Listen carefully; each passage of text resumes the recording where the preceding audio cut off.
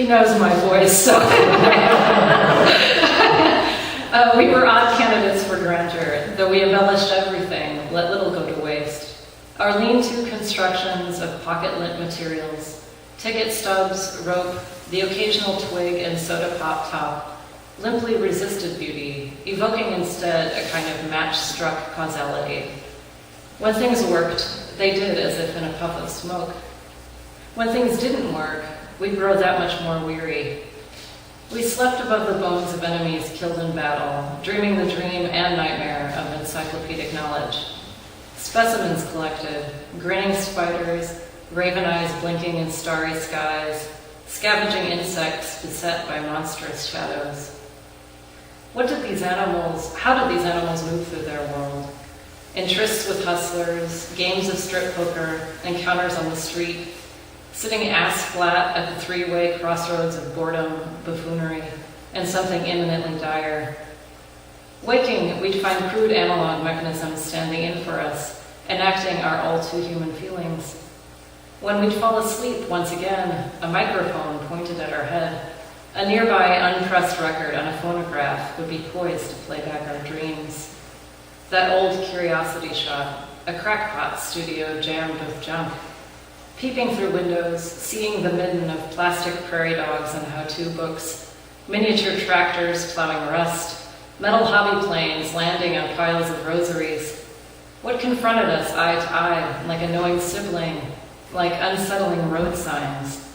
It's all coming back again, at breakneck speed, in a procession of empty black galoshes.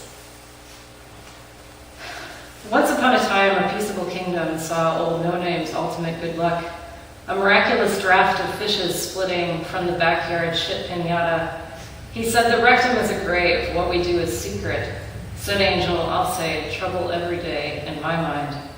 When the lone sheep defends itself, there goes the whole venerable tradition of failure and then some. Down lackadaisical route, the rivers are streets. Not a picnic is canceled, only left to float. Tipping 10-gallon hats, they toast to that goat legend leading where you'll never put your fingers when I'm gone. Angel did it, wrestled the barrel, the sun-wrought fish put away. Tumbleweed tumbling, alike along drifting. In this paradise arc, the one with no name plays strong. For the last time, I'm not asking your name, only to clear this dead treasure quick, like your matchlighter shooting of doves. And Whiteley, down one went. Harmonica, you've got away with graves. Gloving the rocks, not a surprise. Another Sunday burning bright with hill sage, the high noon sun rolling wide where they stood 6 feet deep. Harmonica, you're just pure service, no lockbox, all intimacy. What do you say after today? We etch this robbed grotto onto our hearts. X mark a clear structure for the new generation. Sweat wiping, scowling, harmonica barely decanting, yeah, all them young birds with revolution on their minds. Just reckless gravity, everybody knows. In America, several times we saw it on the news. A tussle at the convenience store, one nameless, another tuneless, and the other without mouth or wings. Can't tell you why, but they all became somewhat as follows: bad, then ugly, then good, and then ugly made better for the worse. What sense proved slippery? I'll take it, he said to the security camera. We suppose it referred to his own face on the simulcast screen. I'll take the well-hidden, prying eyes and all that no one will ever see behind them. Blinking, grinning, road smutting, hand made free for cuffing.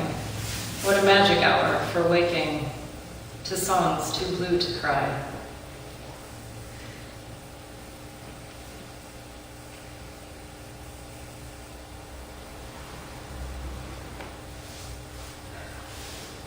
This poem, which I don't know that I've ever actually read at a reading before, I thought about reading it here because it's called Home, and I'm very close to where I'm from, and I have family here. It's vaguely based on a dream recalled by a patient of Sigmund Freud's, but then kind of reimagined through this video art piece by the artist Olaf Bruning, which was incidentally called Home, and this is horrific film, really, literally. Home, Olaf said, is no place where both belts and suspenders mean you can't even trust your pants. But the bartender's reply is unsympathetic. I've heard that one before, no storied style, not even a daily chore. The bar is called Blackout, the whole place ebony primed. In the back room, on a bed for all seasons, Olaf's face feels gentle, privately kind. Does he really need an escort? Will pine needles blind his drive? Through one window, there's an island. Through the other, there's a house. Looking closer, everything's miniature. The eaves only 4 feet off the ground. Who is that in the small, darkened attic, eyes flashing, a redness in the night? It's time for you to go now, the commissioner, the official, the ever-variable stranger arrives and flips through blue-ruled pages, mumbling, locus solus, the Kunsthal Motel, the usual ambitions for a tatterdemalion, like me, Olaf sighs. Then, in a red blink, a draft breathes backward, from tiny bedrooms through play-sized doors, like something leaving briskly from all the indoor scenes. To a sudden balsa town, where squirrels eat away the instant, trees bleed to make a bow, upon his arrival, to where Olaf sits in his regular way, looking as he usually does, on a stool, in some place, where the old walls are painted still, and all the cracks moan sublime.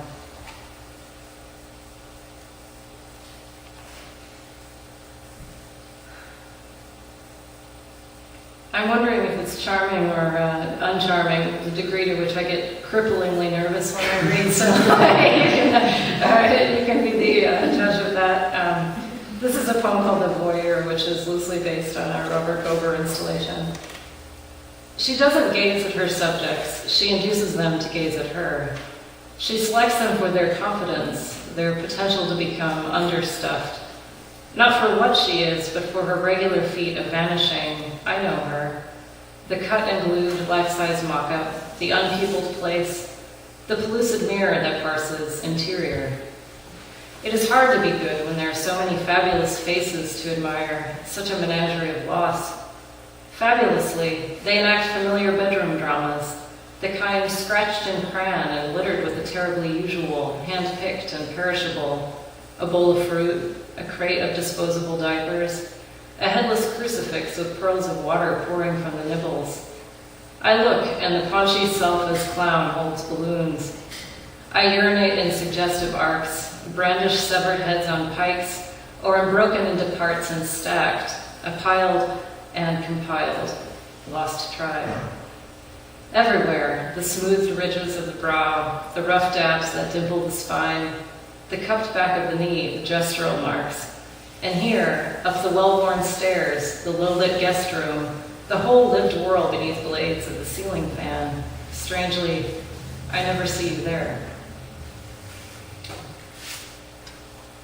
The last poems I'm going to read are going to be from the chapbook that Nick described, which is a collection of more current poetry. Again, all of it is, in fact, prose poetry, and the title of the chapbook is called Late and Soon Getting and Spending, which is a line from a Wordsworth sonnet, and the subtitle of the chapbook is Prose Poems to Dailiness. So it was this sort of idea,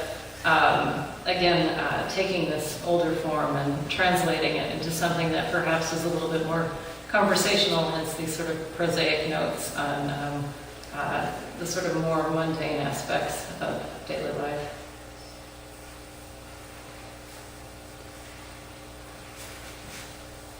I'm not interested in propaganda. The space where you arrived is empty where you leave. The lake is open to questioning. Everyone has a different method of lending, of accruing debt. Water can be boiled in all sorts of weather, but the pot cannot be outsourced. No one thought to peer through a window, as distress was simple, a freight train in the night.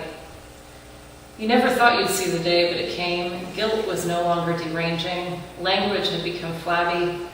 No one had been minding their words. Everyone was eager to get to the point and move forward. No more ruminative wallowing in unclarity. The bow pulled back, the arrow straight. When you speak your mind, the mind feels empty. It's been so long since you lived in the present tense. The windows are obscured by cardboard. The message is bold and indelibly scrawled. It says something like this. In a time of waste and glut on every front, compression and economy have undeniable appeal. What is marginalized can also become a form of dissent. Totally normal, be normal. A better brand of inevitability offering a sure thing of uncertainty. Something to stand by, a good method. The kind of stuff that fills afternoons. Unlit entryways, central air, bargain prices. Lateral mobility. You're not meant for that kind of direction. Your floor rustles with resilient life. Pestilence is a superior mode of survival. The least desirable things have nothing to give, and it does them well. The most desirable things have everything to take, and it does them well too. Somewhere in between, in the soft daily middle, everything that is effortlessly expendable. It's there and then it's gone, and it never has to leave a note. Potential is terrible. Remove better judgment, the muffling capacity of sheets, how they offer that dream of speechlessness. A tan leather sofa next to a card table with wheels. The worth of inappropriate behavior. The comforter makes a bed of sponge print blossoms, nature in all seasons, polyblend, an anthem to dailiness. An American history of lost civility, the decline of small gestures. Cities of the century and drive-by ruins. Is this the clearing you were looking for? It's not what you expected. Not the rich black burnt thatch, long-lost woodsmen cleared in a wood of pines. Not the tractor-flattened part of the meal-colored prairie. Just a carpet sample thrown on faux terrazzo tiles. Its presence suggests that you curl up like a penitent preschooler and nap hard.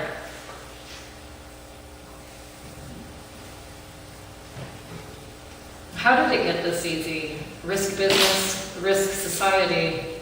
There's no one out there anymore who's a legitimate fool. Information is large and readily informative, and your will is healthy and limitless. You've been misreading, which may be the only way to read. Trivia time. Leisure sports, leisure knowledge, leisure pets. How old we've become. How angry our pets have gotten. All those trophies of exploit, the mantle gross cluttered.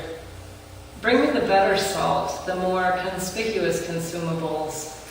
Pathologies that sparkle. Why go away when you can see it all here? We all seek to use the skills we have, but which often go a lifetime unidentified.